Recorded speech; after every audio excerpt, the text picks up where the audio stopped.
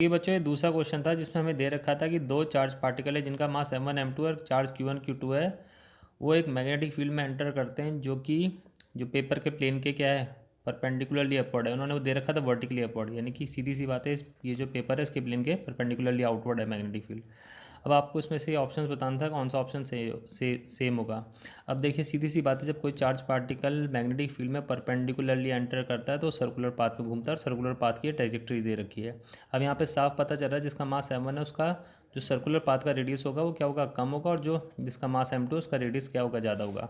अब रेडियस का फॉर्मूला निकलता है R = mv/क्यूब। ये कैसे निकलता है कि यहाँ पे सीधे सीधे हम मैग्नेटिक फोर्स को सेंटीपिटल फोर्स के बराबर रख देते हैं, क्योंकि सर्कुलर पाथ में घूमने के लिए सेंटीपिटल फोर्स चाहिए होती है और सेंटीपिटल फोर्स मैग्नेटिक फोर्स से आती है।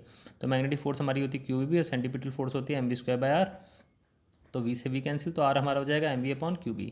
अब देखिए जिस पार्टिकल का मास m1 है उसका मैंने रेडियस मान लिया r1, तो r1 को मैंने ले लिया m1 × v/q1 × b। ऐसे ही मैंने दूसरे पार्टिकल के लिए लिख दिया। देखिए यहाँ पे गिवन था कि दोनों की वेलोसिटी सेम है और मैग्नेटिक फील्ड सेम है, तो जो r2 जाएगा वो जाएगा m2 × v/q2 × b। अब यहाँ पे फिगर से पता चल रहा है कि रेडियस जो r1 है वो क्या है, r2 से छोटा है, तो r1 की वैल्यू मैंने रख दी m1v/q1 × b is less than m2v/q2 × b। अब देखिए यहाँ से v कैंसिल, b से b कैंसिल, तो यहाँ पे कितना आ जाएगा m1/q1 is less than m2/q2। अब देखिए इस m2 को मैं यहाँ पे नीचे ले जा लूँगा, q1 को उधर ले जा लूँगा, तो यहाँ पे आ जाएगा हमारे पास m1/m2 is less than q1/q2। अब देखिए इसमें कौन सा ऑप्शन आपको दिख रहा है, इसमें ऑप्शन सी दिख रहा है, that means option C will be the right answer. तो आई होप बच्चों आपको ये समझ में आ गया होगा।